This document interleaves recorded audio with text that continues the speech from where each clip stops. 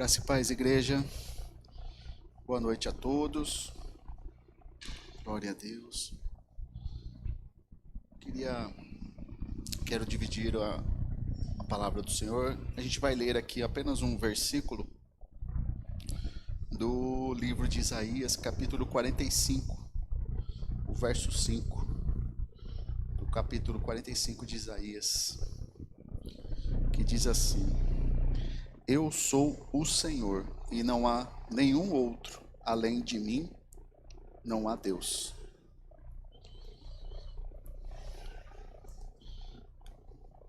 Eu vou mais uma vez ao Pai, pedir a misericórdia, a graça. Oremos. Oi, Deus querido, Deus Pai, Deus Todo-Poderoso, Criador de todas as coisas. Tu és o Deus maravilhoso. Nós te agradecemos por mais um dia de vida, por estarmos aqui diante de Ti para Te louvar, para Te cultuar, também para sermos guiados e direcionados pelo Teu Espírito Santo. Fala conosco mais uma vez essa noite, direciona nossos corações, nossas mentes, quebra as cadeias, desfaz todo o engano, todo o sofisma que há em nossas mentes, nossos corações. Ajuda-nos, Senhor, a sermos cada vez mais libertos, curados, transformados e salvos. É o que nós te pedimos e também te agradecemos em nome do Senhor Jesus Cristo. Amém? Irmãos, queria dividir a palavra com vocês sobre os 10 mandamentos. E eu li Isaías 45, verso 5, que fala sobre um dos mandamentos. E se o tempo permitir, se Deus permitir, eu gostaria de explanar um pouquinho sobre os 10 mandamentos que está contido no livro de Êxodo, mais especificamente em Êxodo 20. O que é os 10 mandamentos? Os 10 mandamentos não são apenas leis para serem seguidas, mas se nós aprofundarmos no que é ensinado nos 10 mandamentos, nós vamos perceber o quê? Nós vamos perceber que os 10 mandamentos foram escritos por Deus e relata quem é Deus. Os 10 mandamentos são mais do que um código de conduta. Eles são um espelho que reflete o próprio caráter de Deus. Cada mandamento revela um ou mais de seus atributos.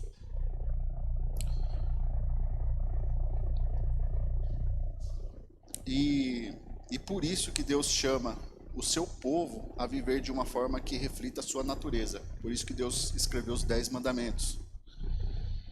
E aí a gente poderia começar aqui através do primeiro mandamento: não terás outros deuses diante de mim. Isso está relacionado ao atributo de Deus, que é de unicidade, e também fala sobre a soberania de Deus. Deus é único, não há outro igual a Ele. Ele é o único Senhor e Rei sobre toda a criação. Este mandamento estabelece a exclusividade de Deus. Ele proíbe a adoração a qualquer coisa que não seja Ele, pois somente Ele é digno de adoração. A ordem reflete a sua natureza de ser o único Deus verdadeiro. Então, em Êxodo 20, no verso 3 está dizendo: não terás outros deuses diante de mim. Em Isaías 45, verso 5, que nós lemos agora, diz a seguinte frase, né? Eu sou o Senhor, e não há outro. Fora de mim não há Deus. Então, agora, como que nós podemos ter outros deuses? Não só cultuando alguns deuses conhecidos por aí, que nós concordamos que são falsos deuses, mas a gente pode ter um Deus que nós cultuamos escondido em nosso coração e a gente pode, às vezes, não perceber. Por exemplo, o amor ao dinheiro pode, muitas vezes, ser muito maior, o amor ao dinheiro, do que o amor que nós deveríamos ter por Deus. Então, muitas vezes, o dinheiro pode se tornar um Deus em nossas vidas. E várias outras coisas relacionadas à relação humana. Vamos para o próximo mandamento. Não farás para ti imagem de escultura. Isso diz respeito ao atributo de Deus, que é a santidade e a incompreensibilidade.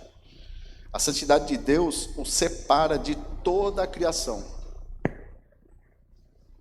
Deus é único e santo, a santidade dele. Ele não pode ser contido ou representado por nada que seja físico ou criado. Então você imagina um Deus que ele é de um tamanho incompreensível, que age de uma forma incompreensível. Por que incompreensível? Porque a nossa mente não alcança. Nós não temos poder de dimensionar o tamanho de Deus, da glória de Deus. Tudo que nós sabemos sobre Deus é o que Deus revelou para nós nas Escrituras. Mas isso ainda não é tudo. Tudo que nós possamos saber do que Deus é, através das Santas Escrituras, não chega a 1% do que Deus é. Se nós vivermos a vida toda estudando a palavra de Deus 24 horas por dia, e aí depois da morte, nós sermos salvos e vivermos toda a eternidade com Deus, ainda assim nós não saberíamos tudo de Deus. Mesmo vivendo toda a eternidade com Deus, ainda não compreenderíamos. E é isso que mostra, né? Então, por que você vai pegar um Deus que é dessa forma, que é o nosso Deus verdadeiro, ele é assim, e você vai transformar um pedaço de madeira em algo para tentar explicar isso? É impossível. E aí Deus abomina isso. Então, não farás para ti imagem de escultura. Terceiro mandamento: não tomarás o nome do Senhor teu Deus em vão. Isso também fala sobre a santidade e a autoridade de Deus. O nome de Deus representa a sua essência, sua autoridade e seu caráter perfeito. Então, se nós estamos falando de Deus, que tem um caráter específico, não é um caráter como qualquer ser humano. A gente está falando de uma autoridade que não é igual a nenhuma autoridade que a gente possa conhecer. Então a gente tem que ter muito cuidado, muito zelo. Se a gente toma cuidado para falar mal de um prefeito, se a gente toma cuidado e mede as palavras para falar na frente de um juiz, que é um ser humano, comedor de arroz e feijão, muito mais a gente entender que quando a gente fala de Deus, a gente está falando de Deus. É um ser superior, de autoridade completa e santo. Este mandamento protege a honra de Deus. Então, quando Deus fala, não usar o meu nome em vão, Ele está protegendo a própria honra. Tomar o nome em vão não é apenas blasfemar contra Deus, mas também usá-lo de forma vazia e hipócrita. Reflete a ordem de viver de maneira que a vida do crente honre o caráter de Deus. Então a gente tem que se preocupar com o seguinte: eu vou falar o nome de Deus agora. Eu tenho autoridade para falar de Deus agora? Eu vivo conforme Deus manda eu viver? Eu sou uma pessoa que vive conforme a vontade de Deus? Eu sou um crente que honra o caráter de Deus? Aí, se a gente for fazer essas perguntas, profundas, a gente vai ter esse temor de não usar o nome de Deus em vão. Em Malaquias 1:11 fala assim: porque desde o nascente do sol até o poente, grande é entre as nações o meu nome. Então o nome de Deus é muito grande para estar na boca de qualquer um. O quarto mandamento: lembra-te do dia de sábado para santificar. Esse mandamento tem a ver com o atributo de Deus que fala sobre o poder criador e da fidelidade de Deus. Deus é o Criador que trabalhou e descansou. E Ele é fiel em sustentar a sua criação. O mandamento do sábado nos convida a imitar o ritmo da criação e a confiar na fidelidade de Deus em nos sustentar. Ao descansarmos, reconhecemos que a nossa provisão não vem do nosso trabalho incessante, mas da provisão de Deus. Irmãos, aí eu lendo isso aqui, eu estava pensando, o próprio Jesus, ele deu o exemplo, olha para os lírios dos campos, eles se vestem melhor, nem Salomão, com toda a sua riqueza e sabedoria, se vestiu tão bonito como lírios do campo. Olha os passarinhos, não possuem celeiros. E eu estava pensando, né, imaginando, assim, a gente entende o que Jesus está falando, mas às vezes a gente não coloca isso no coração, né? E aí eu estava pensando, estava ali fora agora, porque eu tenho em casa, eu tenho passarinhos na gaiola e tal. E eu também, eu acho que todo mundo aqui já deve ter tomado um susto à noite, quando um passarinho à noite está dormindo numa árvore. Quem já viu um passarinho dormindo num galho de árvore, né? E é engraçado que ele dorme mesmo, né? Ele descansa. Eu fico imaginando, nós aqui nós temos teto, nós temos um cobertor, nós temos geladeira em casa e muitas vezes a gente não descansa, né? A gente não descansa no Senhor, né? A gente fica preocupado. Às vezes você tem até uma reserva de dinheiro no banco e mesmo assim você não descansa. Eu fico imaginando o passarinho, né? O passarinho não tem nada. Ele não tem certeza nenhuma que no outro dia vai ter pão na mesa. E ele descansa, ele dorme, né? Então esse é uma maneira de ver aqui. Lembra-te do dia do sábado, né? Para santificar. É Deus falando assim: eu cuido. Eu que fiz todas as coisas, eu criei todo o universo. E eu descansei no sétimo dia, para dar o exemplo. Então você descansa. No sétimo dia você não vai fazer nada. No sétimo dia você vai ter um relacionamento comigo. Eu sei que a vida é atribulada, eu sei que você tem que cuidar das crianças, eu sei que você tem que cuidar da casa, eu sei que você tem que cuidar da roupa, mas não se esqueça, um dia da semana você vai guardar para mim. É um dia entre eu e você. E como está escrito no texto aqui, tem a ver com o quê? Com a fidelidade de Deus. Deus é fiel a nós. Ele está pronto para nos ouvir e ter esse relacionamento conosco. Senão ele não pediria para nós guardarmos o sábado, né? Que o sábado é você separar o tempo, o seu dia para ele, né? Apesar de todas as coisas que você tem que fazer, separa um tempo de relacionamento com ele. Quinto mandamento: honra a teu pai e a tua mãe. Fala sobre a soberania e a ordem de Deus. Deus estabeleceu a família como primeira instituição humana e a autoridade dos pais como a representação de sua própria autoridade. A primeira autoridade que Deus criou na terra foi a dos pais.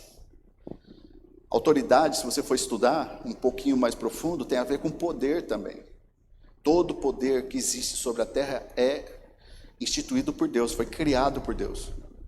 Você pode, uma coisa que eu estava vendo até no campo da política, eles falando, né? Falou assim: vocês já perceberam? É um político falando isso, né? Mas ele estudou muito sobre isso.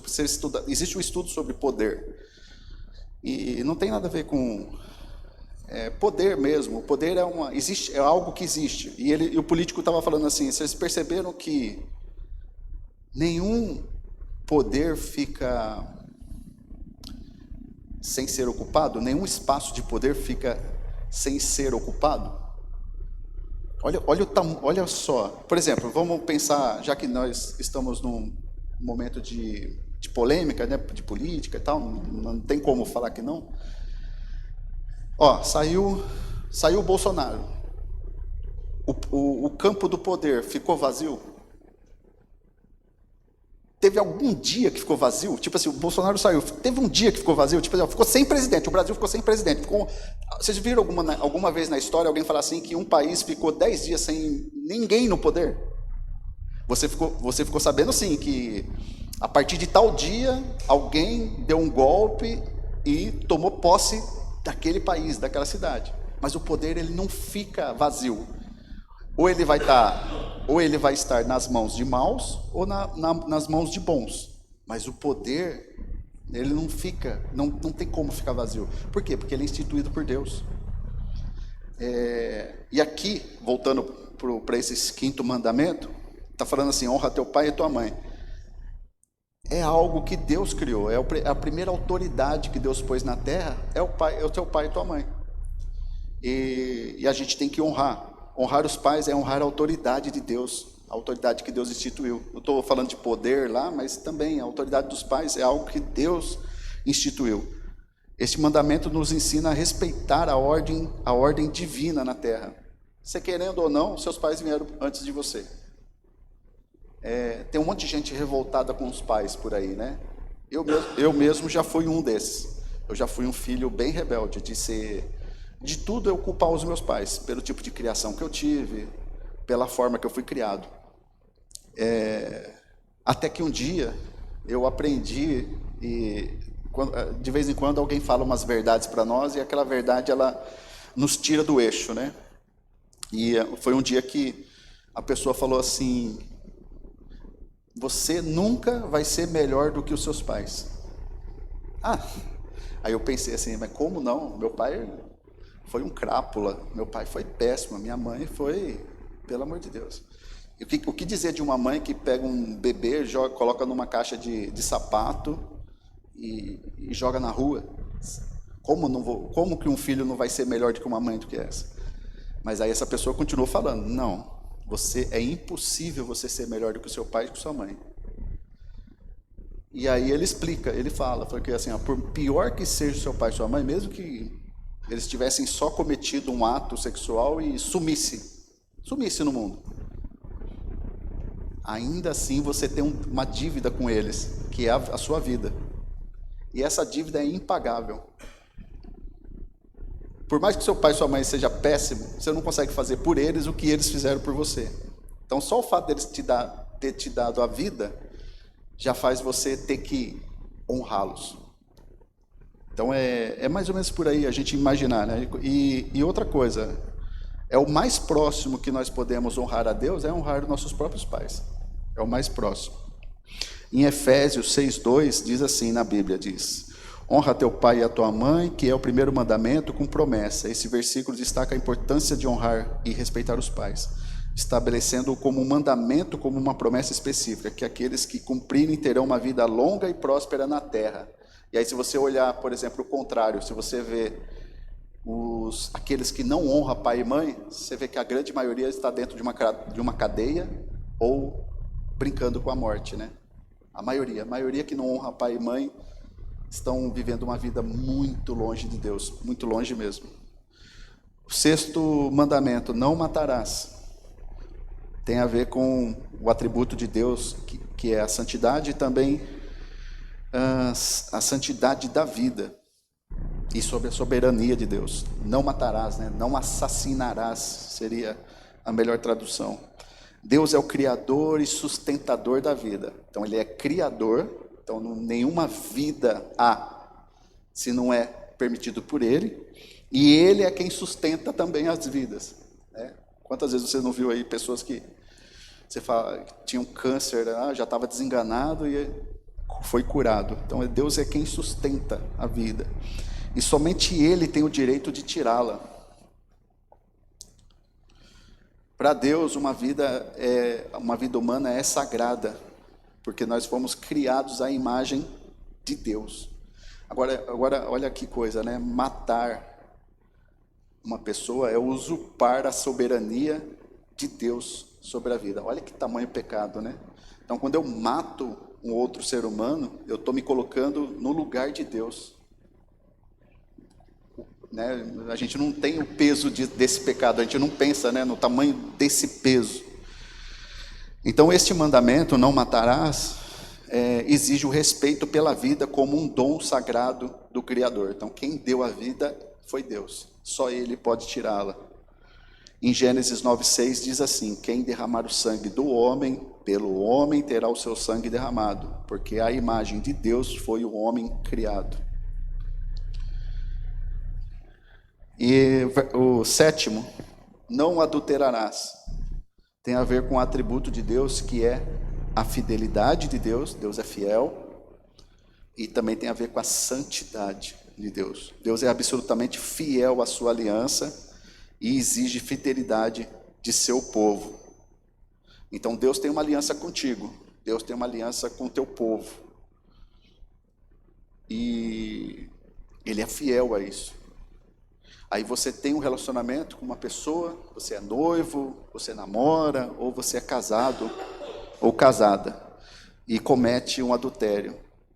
Quão terrível é, né? Você foi feito para ser a imagem e semelhança de Deus, mas você não, você escolhe ser infiel. A fidelidade conjugal é um reflexo da fidelidade de Deus.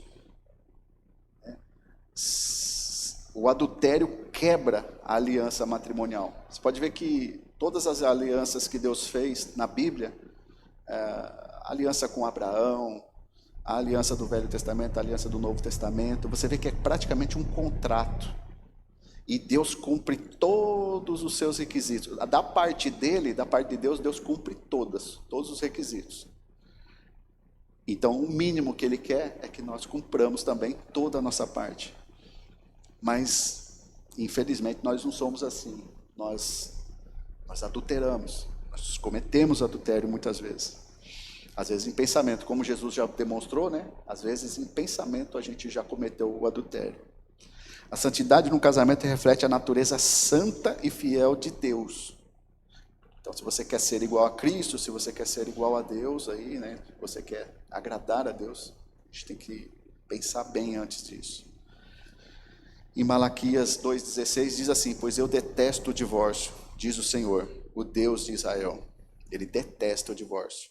Em Oséias 2, capítulo 2, verso 19 e 20, diz assim, Deus usando a metáfora de uma aliança, né? Deus faz assim: farei de você a minha esposa para sempre. Farei de você a minha esposa em justiça, em juízo, em bondade e em misericórdia. Farei de você a minha esposa em fidelidade, e você conhecerá o Senhor.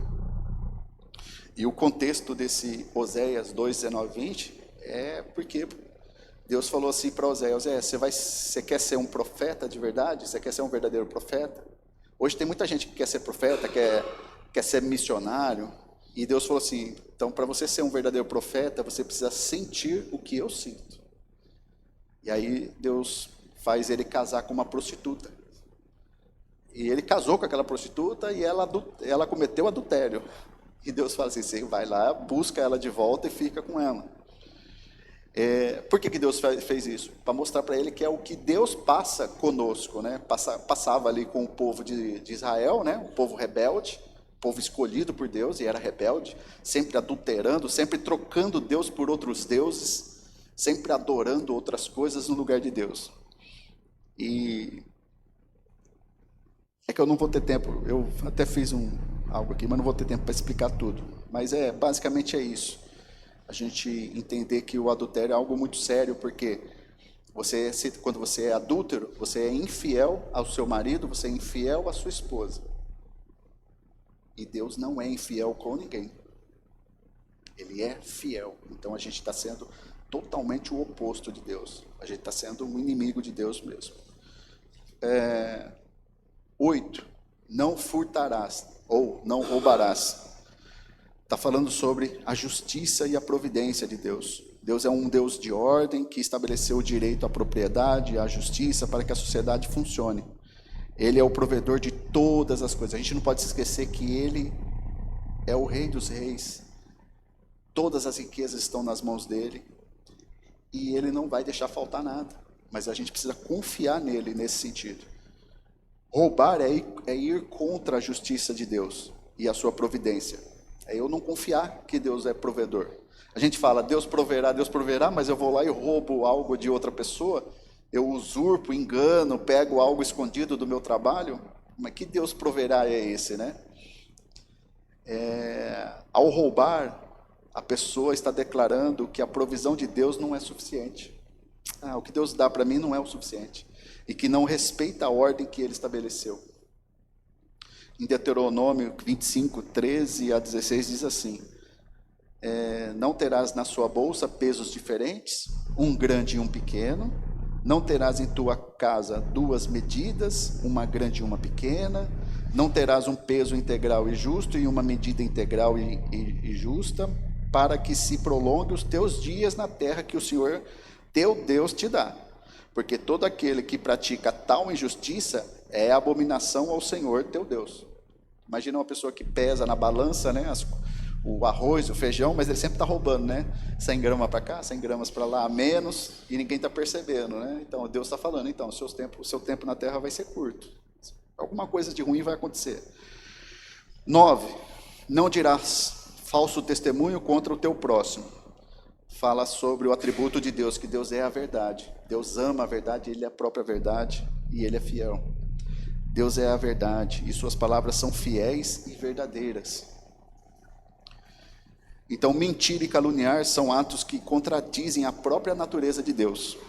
Falar a verdade reflete o caráter de Deus. Então, quando você fala a verdade, você reflete o caráter de Deus. Aí sim, você está sendo a imagem e semelhança de Deus. Quando você mente, não. Aí você está sendo o quê? O que a Bíblia diz? Está sendo filho do diabo. Este mandamento protege a honra e a justiça de Deus. Valores que são fundamentais na natureza divina. E é aquela história, né? A gente leu aqui alguns cultos atrás, né, sobre quando a gente peca, né, quando a gente está cometendo atos como esse daqui de mentir, a gente está impedindo outras pessoas de enxergarem a Deus e chegarem até Deus, né? Se eu peco aqui e começo a agir de forma errada, o pastor Vanderlei também e tal, a gente não só está pecando para nós mesmos, né, colhendo coisas ruins para nós, mas a gente está impedindo que outras pessoas cheguem a Deus. Porque quando nós damos o testemunho, né, a gente faz o contrário, né, a gente faz o que Deus quer que nós façamos, né, contar a verdade, falar a verdade, agir com honestidade, aí o correto acontece, as pessoas se aproximam de Deus, porque vê o nosso exemplo e querem saber que Deus é este. E para finalizar, não cobiçarás. Atributo de Deus que fala sobre a onisciência e bondade de Deus. Deus conhece os pensamentos e as intenções do coração humano, e a sua bondade nos dá tudo o que precisamos. Este é bem parecido com o outro lá, né, que a gente leu aqui, não furtarás. Por que eu vou cobiçar algo do próximo, se eu tenho um Deus que pode me dar tudo? Se eu tenho um Deus que vai me dar na porção necessária, na porção que eu preciso. Não o que eu quero, mas o que é necessário, né? Deus conhece os pensamentos e as intenções do coração humano, e a sua bondade nos dá tudo o que precisamos. Este mandamento é único porque lida com o pecado do nosso coração. Esse mandamento 10 aqui, ele fala sobre as intenções do coração, né? O outro é furtar, né? Você pegar algo físico de outra pessoa, né? Mas esse é o único mandamento que fala sobre algumas coisas, sobre a intenção do coração do homem. Ele nos lembra que Deus é onisciente, Ele sabe de todas as coisas. Não adianta você esconder no teu coração, Ele sabe. Às vezes você tem um pecado escondido no teu coração, você acha que só você sabe. Não, Deus sabe. Deus vê o que ninguém mais vê. A cobiça nasce da insatisfação e da falta de confiança na bondade e providência de Deus. Em Filipenses diz assim, Filipenses 4,19: o meu Deus, segundo as suas riquezas, suprirá todas as nossas necessidades em glória, por Cristo Jesus. E finalizei já. Aí eu só queria ler aqui para vocês, depois dessas explicações, os 10 mandamentos, bem rapidinho só, para vocês verem como tudo faz sentido. Então lá em Êxodo 20, e Deus falou todas essas palavras: eu sou o Senhor, o teu Deus, que te tirou do Egito, da terra da escravidão. Não terás outros deuses além de mim. Não farás para ti nenhum ídolo, nenhuma imagem de qualquer coisa no céu, na terra ou nas águas debaixo da terra. Não te prostrarás diante deles, nem lhes prestarás culto, porque eu, o Senhor, o teu Deus, sou Deus zeloso, que castigo os filhos pelos pecados de seus pais até a 3ª, a 4ª geração daqueles que me desprezam, mas trato com bondade até 1000 gerações aos que me amam e obedecem aos meus mandamentos. Não tomarás em vão o nome do Senhor, o teu Deus, pois o Senhor não deixará impune quem tomar o seu nome em vão. Lembra-te do dia de sábado para santificá-lo. Trabalharás 6 dias e neles farás todos os seus trabalhos, mas o 7º dia é o sábado dedicado ao Senhor, o teu Deus. Nesse dia não farás trabalho algum, nem tu, nem teus filhos ou filhas, nem teus servos ou servas, nem teus animais, nem os teus estrangeiros que morarem em tuas cidades. Pois em 6 dias o Senhor fez os céus e a terra, o mar e tudo o que neles existe. Mas no 7º dia descansou. Portanto, o Senhor abençoou o 7º dia e o santificou. Honra o teu pai e tua mãe, a fim de que tenhas vida longa na terra que o Senhor teu Deus te dá. Não matarás, não adulterarás, não furtarás, não darás falso testemunho contra o teu próximo. Não cobiçarás a casa do teu próximo, não cobiçarás a mulher do teu próximo, nem teus servos ou servas, nem teu boi ou jumento, nem coisa alguma que lhes pertença. E aí no 18 diz assim: vendo-se o povo diante dos trovões e relâmpagos, e do som da trombeta e do monte fumegando, todos tremeram assustados, ficaram à distância e disseram a Moisés: fala tu mesmo conosco e ouviremos, mas que Deus não fale conosco, para que não morramos. Amém? Amém, irmãos. Vamos ficar de pé, vamos louvar ao Senhor. Glória a Deus.